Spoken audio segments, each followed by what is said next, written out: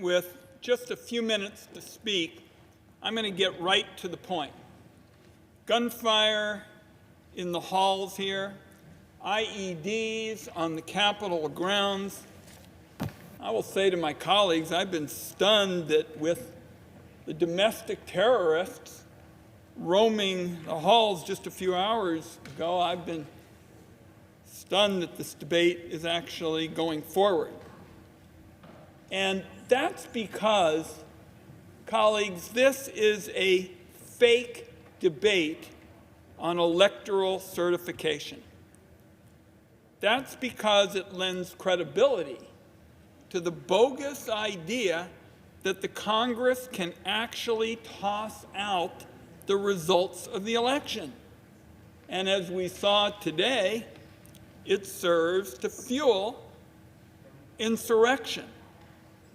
Now, contrary to what some of my aye-voting colleagues believe, with aye votes cast just a few minutes ago, this debate has never been about setting up some kind of routine election tribunal.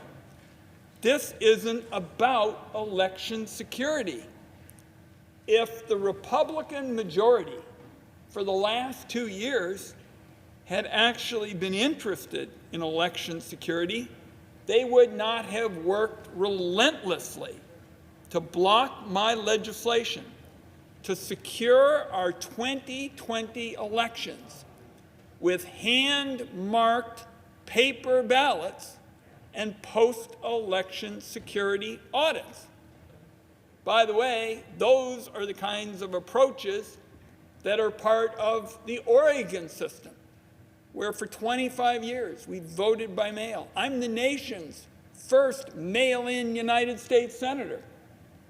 The second, and I see my colleagues from Maine and Alaska here because they're very fond of him like I was, Gordon Smith, a Republican, was the second mail-in United States senator in our country. That's because we do the job right. It's efficient. Our late Republican Secretary of State, Dennis Richardson, actually told President Trump there was no evidence of fraud. So if Republicans had been interested over the last 2 years in actually working with me and colleagues on both sides of the aisle and secretaries of state, we could have had an approach that would have empowered the Oregon idea to go national. Instead, we're now debating tonight the idea of a discussion grounded in total fiction, brewed in cauldrons of conspiracies online. These, colleagues, are fever dreams laundered by people with election certificates and real power. And I will tell you, it's been painful to watch colleagues sidle up to some of those conspiracies that would inflict so much damage to the American experiment. Colleagues, I'm going to close with one last point.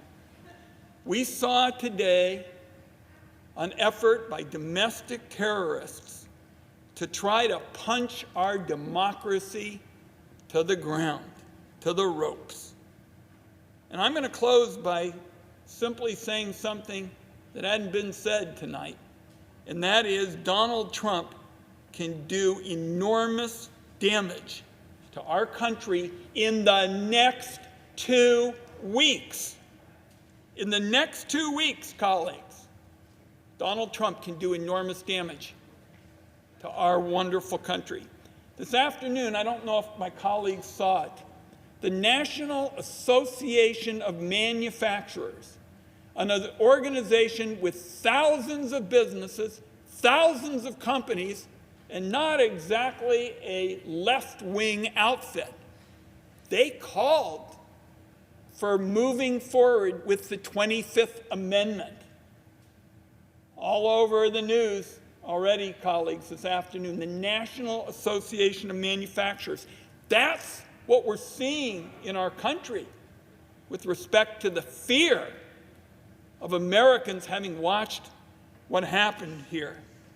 So I'm just going to close by way of saying, I believe that for the next 2 weeks, we have an enormous responsibility to watchdog Donald Trump day in and day out, to do everything possible to prevent the kind of abuses that we saw today, where an American lost her life. And we saw the fear among our citizens at what went on. Let's do everything we can as leaders, Democrats and Republicans, to make sure in the next 2 weeks Donald Trump's abuses are checked. We do everything we can to protect this wonderful nation of ours. Mr. President, I yield the floor.